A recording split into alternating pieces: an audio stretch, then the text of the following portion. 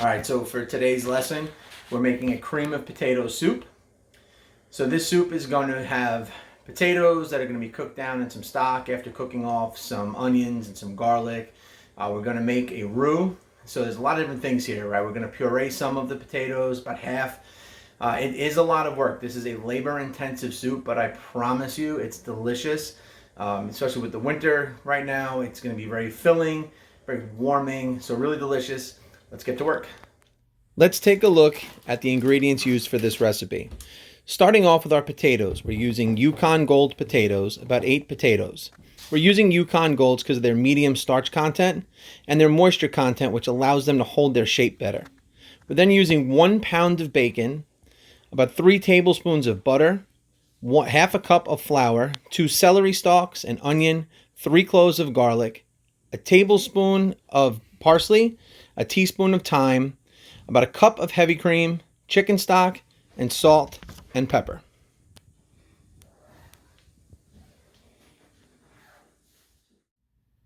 Now we're going to start peeling our potatoes. So we have our potato, our vegetable peeler, and I have a piece of parchment paper down on a cutting board, which is just to collect all of the scraps. So I'm going to begin by taking all of the peel off of the potato. Now at this point, some blemishes may occur or may appear on the potato, which is okay. So go ahead and peel off. You can see here, I'm just going to kind of peel away some of those pieces, which might be able to do. Now, once you get all of the peel off of the potato, one of the things that's going to be very important is to have some kind of a pot or a bowl of water so that you can put the potatoes on the inside. The reason why you do this is you don't want them to turn brown or oxidize. All right, so by putting the potato in water, it protects it from the air, and you don't have to worry about the oxygen in the air oxidizing or turning the potato brown. Once all of your potatoes are peeled, we're ready to move on to the next step. Once all of our potatoes are peeled, it's now time to go ahead and dice the potato. So potatoes are round, and we don't want them to roll around on the board. So we're going to take a small piece off the side, which is going to hold it onto the board nice and sturdy.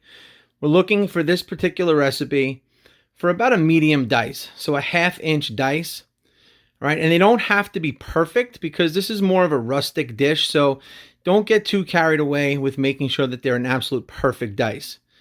Now, once you finish dicing your potato, you're going to want to make sure that you put it into water, again, because we don't want it to oxidize, right? The oxygen mixing with the starches in the potato is going to cause it to turn brown, and we don't want that.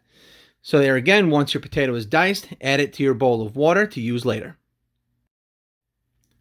Now we're going to go ahead and prepare our vegetables. We're going to start with our onion. So the first thing that we want to do with the onion is we do want to remove the skin, right? So we're going to dice our vegetables. So let's start off here by cutting off, we have a root and a stem end. So the stem side, we're going to go ahead and we're just going to remove that completely. Now the root end, I don't want to take all of it off, but there is an exterior part that I do kind of just want to take off just because it can sometimes be a little dirty. There are little hairs that might get left behind, but you do want to leave part of that root end intact because that's going to help to hold the onion together. Now we want to remove our skin. So we're going to go ahead and make a small slit down the side of the onion, and we're going to go ahead and start to just remove that peel. Now, with the peel, we want to make sure that all we're removing is the peel, and there's a small, very thin skin that you'll sometimes find. You want to remove that as well, okay? And the reason why we're doing that is, A, it doesn't have a good real mouthfeel. B, it's also going to be kind of tough. The knife will slide on that a little bit, so we want to be careful. Now, once we have the peel removed, through the root end, we're going to go ahead and cut the onion in half. So now we have 2 pieces. Now, for this recipe, we're going to do a medium dice, so a 1/2 inch dice. We're going to start by making a horizontal cut. So I'm placing my hand on top of the onion, which is going to help to keep the onion in place so it doesn't slide around on the board. And I'm going to slide the knife almost all the way to that root end, being careful not to split all the way through. Now I'm going to come back again with another 1/2 inch, right, with a 1/2 inch vertical slice. And now we're going to do the same to the other half of the onion. Whenever you're dicing onions, you want to kind of work in stages, right? So right now we're prepping the onion, and then once we get it all the way cut, we're going to go ahead and finish off our dice. So there we go. We've got our 1/2 inch cuts ready to go. And now we're going to getting our hand nice and carefully, putting our hand into a claw, right? Thumb tucked behind the fingers. We're going to go ahead and we're going to take that 1/2 inch slice. That 1/2 inch dice right there, right? So that the medium dice is a 1/2 inch by 1/2 inch square. All right, if we wanted a small dice, it would be a 1/4 of an inch by 1/4 of an inch, and a large dice would be 3/4 of an inch by 3/4 of an inch square. Now that piece of onion that we put into the bowl there is usable scrap. So if I were making chicken stock, I could throw a piece of that into my stock, which is going to help add flavor. Again, maximizing the amount of money that we're getting out of the ingredients. Very, very important. All right, so we'll finish that up. And then once those are done, we're going to go ahead, put those into a bowl. And then we're going to move on to our next vegetable. Again, making sure to get everything. Now we're going to go on and we're going to start with our celery next. Right, as we see there, we have our nice dice ready to go. Place it into a bowl. And then we're ready to move on to our celery.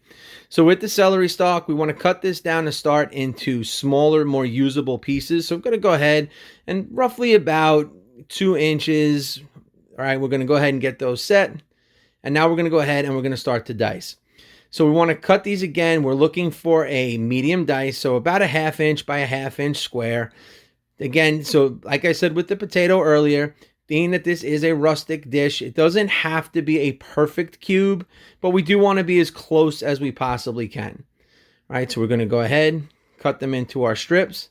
And once we have all of our strips done, we can then go ahead, go back through and cut them all the way into our dice. So just getting those ready. Being careful again. Always want to be careful. I know you may see the Band-Aid on my finger. That was not done with a knife. Right? But you are definitely want to be careful because you don't want to cut yourself. All right? So working carefully.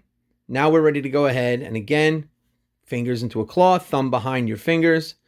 And go ahead, cut that into your 1/2 inch dice. And then we're going to be ready to move on to our garlic. All right, so again, have those set aside and placed into a bowl ready for later. Now the garlic. So to mince our garlic, the first thing we have to do is we have to remove the peel. All right, so we're going to place it on the board, take the knife flat on top of the garlic, and then with the palm of your hand, give it a nice whack, which is going to break up the garlic. Right, it's going to allow us to take the peel off. Now, once you get all of the peel off, there is a small piece, hard piece of root that attaches to the root of the actual bulb of garlic. You do want to make sure you go ahead and cut that away, as you don't want that in your dish. That hard piece of root is not something that's going to have a good mouthfeel. Now, once this is done, you can go ahead and you're just going to start to chop. Now, if you are doing something with a larger recipe and maybe you're using 5 or 6 cloves of garlic, you could use a small food processor, peel them, maybe just give them a quick chop, and then throw them into the food processor and pulse them a few times and also get a nice mince. All right, so, but here you see, we're just going to do this by hand real quick. Again, pulling it back into a pile. You never want to run the blade of the knife across the board. You can see even there on the side is okay, but straight across is going to make your knife very dull. And you want to be very careful at all times to protect your knife and keep your tools nice and sharp. All right, so putting your hand on the top of the blade, getting that nice rocking motion up and down through the garlic to get it to the size and the shape that you're looking for. Here we're looking for a small mince, which is what we have right here. Now we can move on. To prepare our herbs, we're going to start with our flat leaf parsley, which we're just going to chop nice and fine. So we're going to bunch it together and then use the knife to go ahead and chop fine. And our thyme, we're going to remove from the stems and just give it a quick chop. For our bacon, we want to cut our bacon into very, very small slices, very small strips. Now, the bacon is best when started cold, right? When keeping it cold, the knife is going to go through it a little bit easier. It's just going to make it easier to go ahead and chop. So you see we've got very, very thin, very small strips there, right? And we're going to go ahead and we're going to cut the entire pound of bacon into those small strips, which we're then going to go ahead later on and cook into nice crispy pieces of bacon, which are going to add a lot of flavor and really a nice garnish at the end to our soup. Now that all of our prep is completed, it's time to begin cooking. So we're going to start in a nice big pot or a Dutch oven. Here I have a rondeau. I have about a medium flame at this point. I'm going to go ahead and add about 2 tablespoons of oil. Right, I'm using a blend of olive, grapeseed, and canola oil. Just looking to coat the bottom. And I don't want to get it too hot. I just want to start to get it hot before adding in my bacon. What we're doing now is we're going to start to render out the fat from the bacon, which is going to be what we're going to cook all of our vegetables in. So we're looking to just kind of slowly melt, right? So render means to melt the fat, right? So we're going to just start to slowly melt down and render that fat from the bacon. Just giving it an occasional stir so it's not sticking to the bottom, but really just letting it cook over time. Here you can see this is about 4 minutes in now. And you can see how much fat is built up on the bottom. I rendered off a lot of really nice fat. You can see on the bottom of the pan, you're starting to see some brown bits starting to form or fond starting on the bottom. So we're going to keep an eye on that. Now here, this is after about 7 or 8 minutes. You can see now the bacon is nice and crispy. We've really got a nice amount of bits built up on the bottom. And I have a bowl and a slotted spoon, and we're going to go ahead and we're going to remove that cooked bacon, and we're going to take that out of our pot and just put it into the bowl, and we're going to hold on to that to use a little later on. Right? So when you're taking it out, you do want to try and get as much of that fat, let that stay in the pot because that fat is going to be used. So now you see the bacon is all out. We have our fat, right? That beautiful bacon fat in there, which is really, really flavorful. Still at about a medium flame right now. We're going to go ahead and we're going to add our onions. So with the onion, we're not looking to get a whole lot of color on the onion. We're really just looking to cook them until translucent, right? So translucent or clear. And you'll notice and you'll see them start to change as they're cooking. All right, so we're going to start the onions just for about a minute to a minute and a half by themselves, just to let them start. So here you can see we're about 2 minutes in right now, and you can see the color has already started to change on the onion, which is good, right? We notice that now they just look cooked, right? So they're not quite translucent yet. And you see what I'm scraping the bottom, all right? Trying to get all of those bits of bacon off of the bottom. It's great, great flavor. Going to go ahead and add in our celery. And we're going to let our celery start to cook. We're just looking to get that nice and soft. So we're going to go ahead and just mix that around with that, with those onions in that really flavorful fat. Now, one thing you do want to be careful of is you want to just scrape down your sides as much as possible, right? Any of those pieces that do tend to get stuck to the side of the pot, you want to kind of pull those back into the mix. So here, this has been cooking now for about 4.5 to 5 minutes, right? Gonna see we get in here a little bit, and you can kind of see with the onion that it does now, it has that translucency, right? It's clear, we can almost see through it. We're gonna go ahead and add in our garlic. Now the garlic, you don't wanna cook the garlic for too long, because if you cook the garlic for too long, right, it will start to brown, it'll start to burn, and it can start to get bitter, and we don't want that, right? So we just want to start to toast it a little bit, kind of just start to get it cooking, get that all mixed in together, get the flavors starting to incorporate. All right, again, cleaning down the sides. And now once we have all of this together, it's going to be time to go ahead and add in our potatoes. Now the potatoes that were in water to protect from oxidization, we went ahead and we strained those, right? And want them to, really kind of get all of the water out of them as much as possible. We don't want to be adding the water. And if we add too much water into our pot at this point, we're going to start to develop steam. Now we are going to get a little bit of that, but what we want to happen now is we want the potatoes to start to kind of cook a little bit, just to kind of brown a little bit, harden on the outside. So we're going to give those a little bit of a saute. All right, so right now we're just going to mix to get all of the ingredients incorporated, right? Those onions and that garlic and that celery. And we're coating them in that bacon fat. And now we're going to let them just sit for a few seconds so that they can start to cook just a little bit, just to get a little bit of a little coating on them almost, right? They're searing them just slightly. All right, so again, resisting the urge to mix frequently, right? This is something that, you kind of get itchy. You want to start, mixing them a lot. We want to avoid that. So now we're just about ready to add our stock. We're going to go ahead and we're going to add in some salt. Right, so the potatoes are going to cook with chicken stock.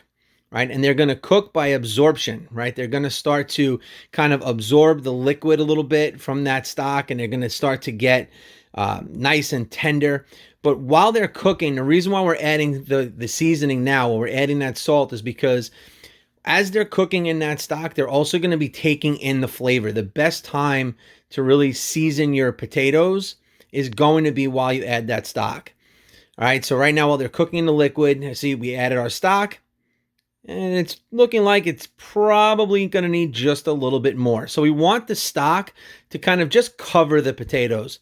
So let's go ahead and add just a little bit more. And this is something that you will eyeball, right? Potatoes don't all come in the exact same sizes. So, if the recipe calls for 8 potatoes, you really do want to look and see exactly what size. So we're going to add just a little more stock, and now you can see we have them. The potatoes are covered in stock, and we're going to let that start to come to a simmer. Now, this is a point here. After you've put in your stock, you can go ahead and give a taste on that. And taste what you're tasting for here is you're tasting for seasoning. Right, and you should taste a decent amount of salt in here. It shouldn't be overly salty, but you should know that salt is there. All right, so we're going to go ahead. I'm just going to add a little bit more here. Give it a stir. And now we're going to go ahead and put a cover on and let this come to a simmer. And we're going to let these potatoes just start to simmer until they're nice and tender. Right? And once they're nice and tender, then we're going to be ready to go ahead with the next step. All right, so for now, we just bring them in. We let them come up a little bit. You can see there are some bubbles that are just starting to kind of form around the outside, which is a good sign. I'm going to add just a little bit of bacon back in at this point. Right now, that bacon now we're adding in is going to add more flavor. Being careful here too, because bacon does add a little bit of saltiness. Right, so it will add that little bit of salty flavor. So you do want to be mindful of that, right? Whenever you're adding ingredients, being mindful of what you're adding and what kind of flavors that brings in. Going to go ahead, put on our lid, turn it to medium low, and just let. So while our potatoes are simmering in the stock, the next thing we're going to do is we're going to prepare our roux. So we're going to start with our pan. We have a separate pan here. We have it on a medium-low flame. We're going to go ahead and add our butter. We're going to let that butter just start to kind of melt down. All right, so here you'll notice we do have a whisk. All right, I am using a non-stick pan, so you'll notice that the whisk that I'm using does have a high heat rubber coating. All right, and what this does is it actually protects the coating. Right, it's going to go ahead and it's going to protect that non-stick coating on our pan. We do want to be very careful not to scratch the pan. All right, so go ahead. Now, the butter has been melted. And now it's going to be time to go ahead and add in our flour. So we're going to add in our flour. And we're going to start to whisk the flour into the butter. Now, this is an important step. The reason why you want to use a whisk is you do want to break up any clumps of flour. You don't want the flour to clump and have any raw pieces of flour in your roux. So we're going to cook that down. And we really are, what's happening here is we're cooking we don't want raw flour. Raw flour is going to taste like flour. And you wouldn't want to take a spoonful of flour in your soup. All right, so you're going to go ahead and whisking. You're just kind of cooking out all of the flour, cooking out that raw flavor, and making sure that it is all cooked. All right, so you can see how it's starting to bubble up there. Now, once you get the flour cooked, it's going to be time to go ahead and add the cream. So we're going to come here first. We're going to look at our soup. Look at our potatoes. We can see we've got some nice bubbling going on, right? But we don't want them to boil. We don't want them to cook too fast. If they cook too fast, they will overcook. All right, so back here, we're whisking. Now, once we get this prepared and ready to go, it's going to be time to add the cream. Now, one thing with adding the cream, you want to be very, very careful. All right, you have a couple of options. You can warm the cream so that it's at a similar temperature to the roux itself, but you don't want to add in cold cream too fast. If you add in cold cream or cold milk too quickly into your roux, what'll happen is the roux will actually start to curdle. All right. So you do want to be very careful. So you're going to start to kind of whisk that in.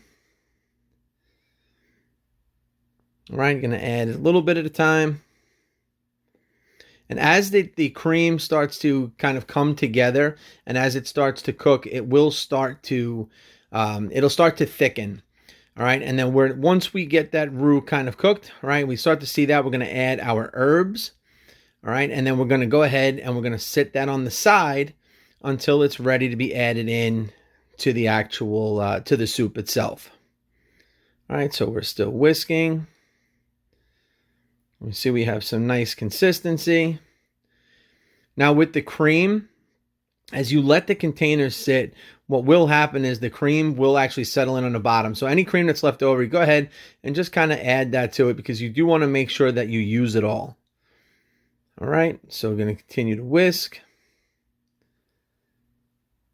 Going to add in our herbs. Whisk those in. And then we're just going to kind of push that off to the side until we're ready to go ahead and use it.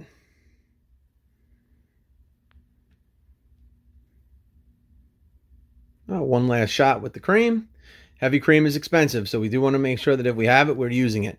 So we're going to set that off to the side and now come back to the potatoes. So you can see the potatoes now have a little bit more action going there. So just going to turn down that flame a little bit. We're going to take one potato just to kind of check for doneness. Right, give those a quick stir. I don't stir them too much while they're cooking.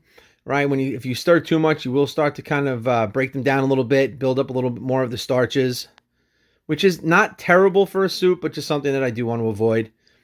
All right, so now at this point, right, our potatoes are nice and tender. So it's going to be time to, a couple of things. One, check for seasoning. And two, we're going to go ahead and we're going to add that roux into our soup, right, into those potatoes. And now at this point, as that starts to heat up, as it starts to, the temperature comes up and we start to come to a little bit more of a boil, what's going to happen is it's going to start to cream the soup a little bit. So you are at this point changing the consistency of that stock, right? You're going to have a more creamy consistency at this point.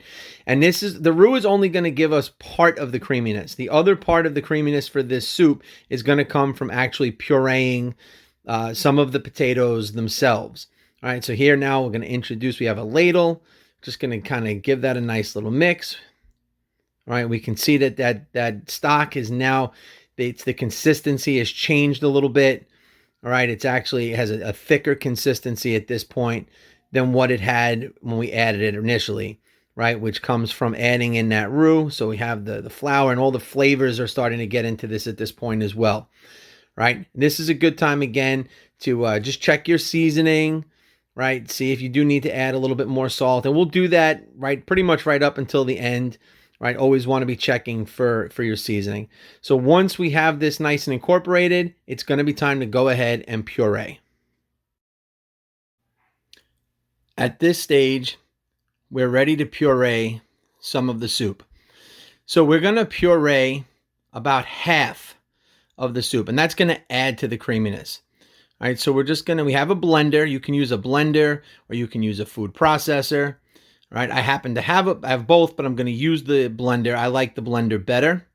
So I'm going to ladle about halfway into the blender. You don't want to add too much because you don't want to make a mess. All right, so about halfway up, make sure that the top's not nice and tight. Now with the speed, this has a variable speed function. You want to make sure you're starting on low. And once you turn it on, we'll gradually turn it up. And this will puree pretty quickly. All right, so we're just going to go ahead, turn that up high just for a few seconds. And now what to do here is I have a separate pot because I'm going to go ahead and all of the puree that I make, I'm going to put into a separate pot until it's all completed. And then I'll add it in one shot.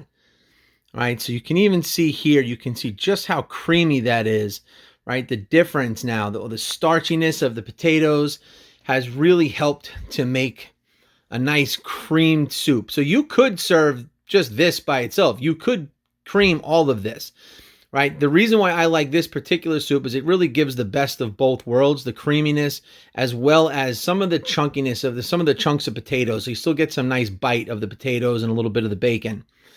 All right, so now I've pureed half of the soup.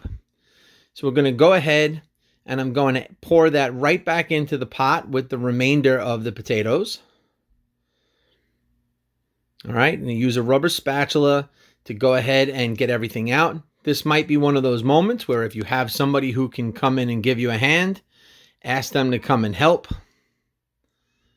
Right, again, you've paid for all of this, right? All of these ingredients, right? Everything costs money and you paid for all of it, so you definitely want to make sure that you use all of it, right? So use a rubber spatula, get all of that goodness out of there, right? You got a lot of good flavor in there right now. So go ahead, scrape that out. And then we're going to go ahead and we can start to mix this together and really incorporate, really almost like it's two different soups now, really coming together to create one really, really nice final product, right? So just going to use that ladle to kind of really incorporate the creaminess of those creamed potatoes in with the remainder of the brothy potatoes that we have. And you can see what you have here is some really, really nice creaminess, as well as those chunky, the really nice chunkiness of the potato, really nice rustic soup. We'll show you how to plate that next. All right, so now that our soup is completely prepared, it's time to go ahead and plate it up. All right, so you can see again, we have this really, really nice creamy soup. Has some really beautiful chunks of potatoes, so it's going to have that combination of creaminess and a nice bite to it. We're going to go ahead and ladle that into our bowl. Just a little more. There we go. All right. And now from here, we're going to go ahead and garnish. So I have a few things here. We're going to start. We have the bacon, right? The nice crispy bacon that from the start of our recipe. We're going to go ahead and use some of that as garnish. So now we're adding another crispy element, another bite to the dish. A little bit of cheddar cheese, which is that's optional. That's something that I like. It adds, again, just a little more depth of flavor. A little sour cream, which is going to help to just cream it out even further. So we've really taken this soup at this point and kind of turned it into a loaded potato soup. Have a little bit of chive, which I'm just going to add to the top for a little bit of color, a little bit of eye candy. And there you have it. There's our finished product, our beautiful cream of potato soup. Hope you try it. Hope you enjoy it. Hope you enjoyed the recipe.